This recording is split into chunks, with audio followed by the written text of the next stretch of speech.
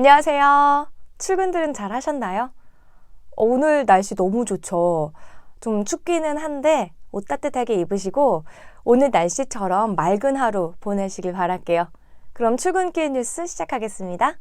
먼저 간밤에 마감한 뉴욕 증시 마감 상황부터 전해드리도록 하겠습니다.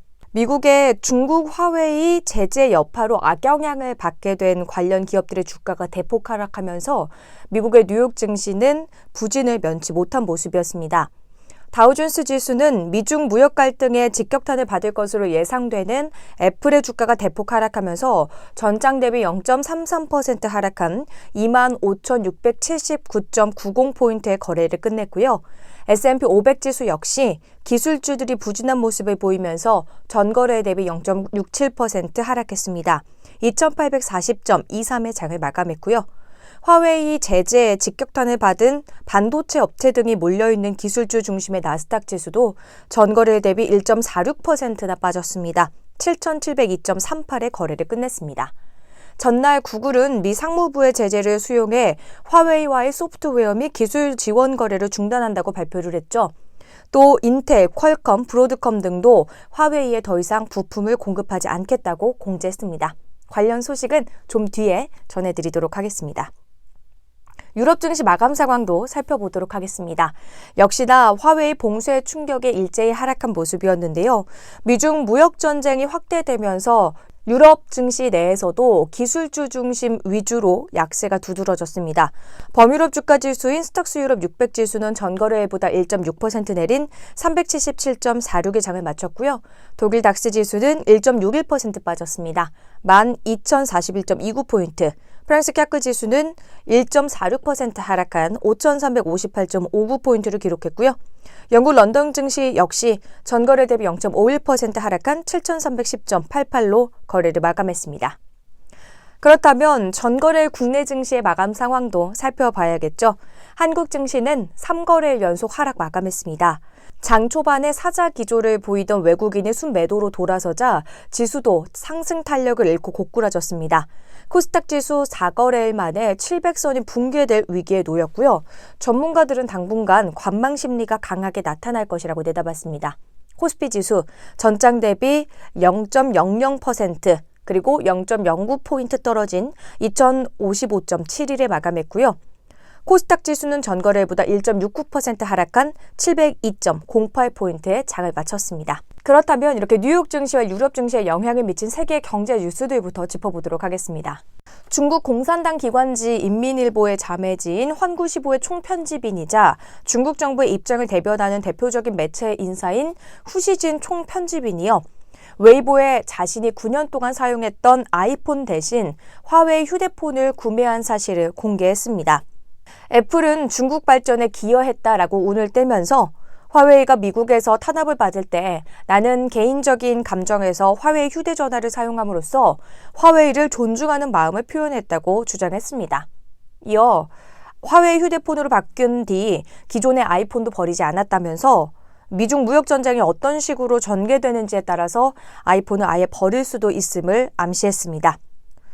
중국 외교부도 화웨이 편을 들고 나섰고요. 네티즌 역시도 웨이보를 통해서 아이폰 불매를 외치는 글을 무더기로 올리고 있는 상황입니다. 이 소식 때문에 오늘 뉴욕 증시에서 애플의 주가가 크게 빠졌습니다. 전일에 구글이 이 화웨이에 대한 사용을 하지 않겠다라고 발표를 했다면 오늘 추가적으로 인텔, 퀄컴, 자일링스, 브로드컴 등 미국의 주요 반도체 기업들이 트럼프 행정부 방침에 따라서 중국 통신장비업체 화웨이에 대한 부품 공급을 중단했습니다. 자사 임직원에게 추가 공지가 있을 때까지 화웨이의 주요 소프트웨어와 부품을 공급하지 않을 것이라고 공지를 했는데요. 현지 시간 19일 미국 폭스뉴스와의 인터뷰에서 지난 2월에 열렸던 하노이 북미 정상회담에서 김정은 북한 국무위원장이 북한 내 핵시설 5곳 중에 한 곳에서 2곳만 폐기하려 했다고 말했습니다. 트럼프 대통령은 정상회담이 열린 베트남을 떠날 때 김 위원장에게 당신은 합의할 준비가 되지 않았다고 말했다면서 김 위원장은 핵시설 한두 곳만 폐기하려 했지만 실제 북한에는 5곳을 갖고 있다고 언급했고요. 그러면서 앞으로 진짜 협상을 할 것이라고 강조했습니다. 북미 회담이 열리기 전에 북한에 여러 차례 도발이 있었지만 이후에는 없었다라고 강조를 했고요. 앞서 두 차례에 걸친 북한의 발사체 발사와 관련해서 특별한 언급은 하지 않았는데요. 북미 간의 비핵화 협상을 염두에 두고 북한의 발사에 대한 언급 없이 핵시설만 언급했다라는 분석도 있습니다. 제너럴 모터스에 이어서 미국에서 두 번째로 큰 자동차 회사죠. 이 포드가 전체 사무직 직원의 10%인 7,000명을 감원하기로 했다고 합니다.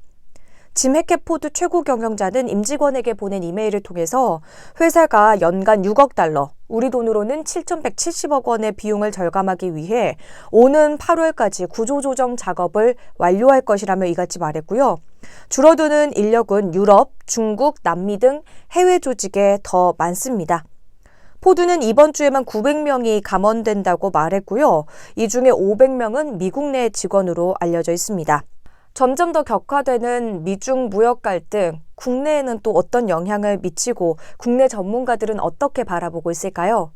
홍남기 부총리 겸 기획재정부 장관은 20일 미중 무역 갈등이 심화함에 따라서 우리 경제에 미치는 영향이 이전보다 훨씬 심각할 가능성이 있다고 말했습니다. 그는 긴급 대외경제장관 회의 모두 발언에서 정부는 모든 가능성에 대비해 어떤 상황에서도 우리 경제에 미치는 영향을 최소화하는 데 총력을 경주해 나가겠다면서 이같이 밝혔습니다. 또 미중 무역 갈등의 심화로 주가, 환율 등 금융시장 가격 변수의 변동폭이 확대되는 모습을 보이는 상황이라면서 금융시장의 지나친 쏠림 현상 등으로 변동성이 확대되는 경우 적절한 안정 조치를 통해 시장 안정을 유지해 나가겠다고 말했습니다. 성윤모 산업통상자원부 장관은 20일 최근 한전의 1분기 사상 최대 규모 영업손실과 관련해 한전 적자 때문에 전기요금을 인상하는 건 고려하지 않는다고 밝혔습니다. 성 장관은 세종시의 한 음식점에서 기자들과 오찬 간담회를 가졌는데요. 한전이 지난해에 이어 1분기 적자가 난 요인은 여러 가지가 있을 수 있지만 기본적으로 유가 상승에 따른 가격 효과가 제일 크다고 본다며 이같이 말했습니다. 한전의 재무 상황과 원료 가격 문제들, 다른 정책적 내용과 더불어서 누진제 문제, 전력요금 체계 문제 등도 함께 고려해야 하는 상황으로 최근 일각에서 제기하듯 탈원전 에너지 전환 정책 때문에 한전 적자가 났다고 연결시켜서는 곤란하다는 것으로 보고 있습니다. 또 조선일보에 좋은 기사가 있어서 한번 확인을 해보려고 합니다. 화웨이 계속해서 이야기가 나오고 있기 때문에 어떤 회사인지 알아두면 좋을 것 같은데요. 화웨이의 양대 사업이 통신 장비와 스마트폰의 두뇌 역할을 하는 반도체 공급입니다. 게다가 스마트폰의 심장 역할을 하는 안드로이드 운영체제와 앱 장터, 유튜브 등 핵심 소프트웨어가 바로 미국과 함께 손잡았을 때 가능한 사업들이 될 텐데요. 구글, 퀄컴, 인텔 등의 미국 IT 기업들이 중국 화웨이와 거래를 끊기로 하면서 화웨이에도 직격탄을 미칠 것으로 보입니다. 미국은 4차 산업혁명 시대 신경만 역할을 할 5G 패권을 놓고 그동안 중국과 줄다리기 싸움을 해왔었는데요. 이렇게 중국 화웨이와의 거래를 끊어라 라는 행정명령을 내림으로써 화웨이의 숨통을 끊겠다는 의지를 분명히 했고 현재 화웨이는 전 세계에서 5G 표준 필수 특허를 가장 많이 보유한 중국의 대표 기술 기업으로 알려져 있습니다. 화웨이 매출은요, 중국 내수가 52%인데 이에 못지않게 해외 비중 48%로 높은 편입니다. 올 1분기에는 세계 스마트폰 시장 점유율 17.9%를 차지하면서 애플 13%를 꺾고 2위를 차지했습니다. 연내에 이르면 삼성마저 제치고 1위에 오른다는 목표였지만 구글과의 거래 중단으로 당장 최신 스마트폰은 물론이고 폴더블폰 출시, 해외 판매까지 불투명해진 상황입니다. 시장조사업체 스트래티지 애털릭스는요, 미국 제재가 계속될 경우 올해 화웨이 폰 판매량은 당초 예상 2억 4,110만 대보다 1억 대가량 줄어든 1억 5,600만 대에 그칠 것으로 전망했고요. 내년에는 1억 1,960만 대로 급감할 것으로 내다봤습니다. 화웨이가 앞서서 미국 제재를 받은 GTE나 푸젠 진화의 전철을 밟을 수도 있다는 전망도 나오는데요. 지난해 중국 2위 통신업체 GTE는 미국의 대이란, 북한 제재를 위반했다가 7년간 미국 기업과 거래 금지라는 강력한 제재를 받고 도산 직전까지 몰렸습니다. 이번 사태는 차세대 기술 패권을 쥐기 위한 미중 경쟁의 연장선상에 있다라는 분석인데요.